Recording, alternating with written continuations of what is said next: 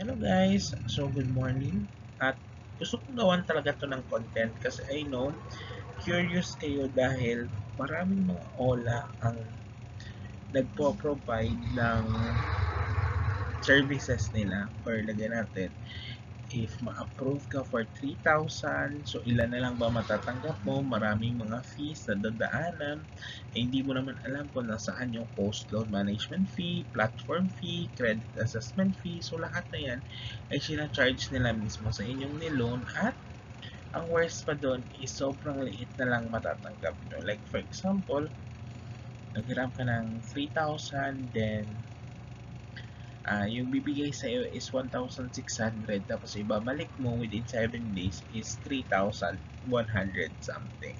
So parang doon pa lang ay luging-lugi ka na ng 1,500 kasi parang yung ginawa nila is naka-gain sila doon ng 1,500 based sa iyong hiniram for 7 days.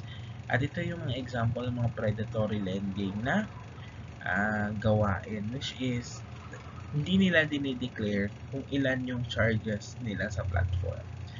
So, guys, actually kung tutuusin nga, violation yan guys against the Truth of Lending Act. Dapat kasi, if ever na may humiram yung borrower, dapat lahat ng terms mismo and conditions kung ano yung gamit ng particular fee, saan ba yung ginagamit, saan gano'n, dapat lahat yun naka-disclose para at least alam mismo ng nag-borrow or nang humiram ng pera na kung saan gagamitin yung mga kaltas.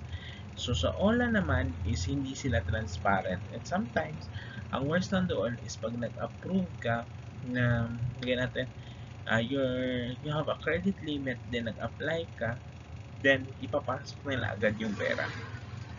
Katang worst kung di mo mabayaran or ilaga natin di mo na namalayan pala na may pumasok na GCash doon. So, pagka-check mo, sobrang liit lang na na-approve. And ito yung pinaka-worst sa mga online lending apps ngayon. At guys, alam niyo kung ano yung mga online lending apps na ito. So, I would like to give an example. Zada Cash, Zora Cash, Halika Cash, Madalone, um, Valley Loan, Lemon Loan, Bene. So, sa Bene, actually, um, medyo mas ano pa nga siya eh, medyo mas malaki-laki pa nga makuha mo eh. Pero since hindi rin niya dinideclare masyado yung kanyang terms. Since si pautang peso, fast cash, tapos si kusog pera, so lahat yan sila. Yan yung mga OLA na sobrang grabeng magbigay ng mga hidden charges. At si Pcash pa din. Yun, si Pcash. Parang nag-loan ka ng 1,500 na lang marireceive mo. So, ano nga bang gagawin natin dito if ever ganito yung ma-encounter yung OLA? So, number one, ay, kung example, nag-a-apply ka pa lang, I heard this tip sa isang YouTuber na kailangan yung iyong send of address is not your e-wallet or your bank account.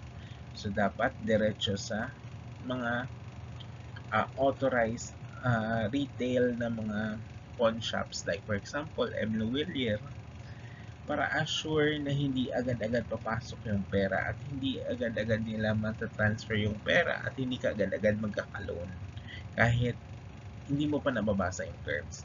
At pangalawa, basahin maigi yung terms nila and conditions. Kung feel ninyo okay na tong value nila, for the meantime, kasi kailangan mo, then you can accept it.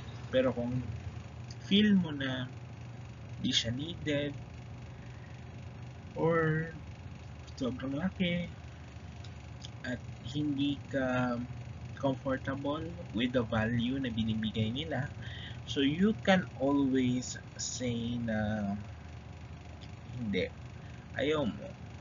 And pwede mo lang din i-request na ipa-delete na lang yung account mo. Pero hindi ako sure kung i-delete nila talaga yung account nyo kasi meron talaga na kahit na-delete na doon sa application, your data is already in their database. So, ang worst lang doon, if ever na hindi ka tumuloy, is sila yung kukuha. Sila yung mag-load sa account mo. at magugulat ka na lang may utang ka. Kaya ito lang din ang mahalaga na kailangan basahin ninyo ang terms and conditions, at kung hindi pabor sa inyo, mag-request kayo ng deletion ng profile kung pwede, or kung ano pa is i-delete nyo na lang yung app. After deletion, i-delete nyo na lang yung app. Kasi if ever na i-waste nyo yung oras ninyo at mag-loan doon sa mga online lending apps na grabe yung mga interest at grabe yung hidden charges, tapos ilang days mo lang ibabalik. So, maghanap ka na lang ng ibang way para makahiram ka at least mahababang terms. So, ganun lang guys. So, basahin niyo yung terms at huwag direkta sa GCash yung pag-deliver ng pera kasi minsan ino-auto deposit nila yun sa inyong account. So, yun lang guys. So, thank you.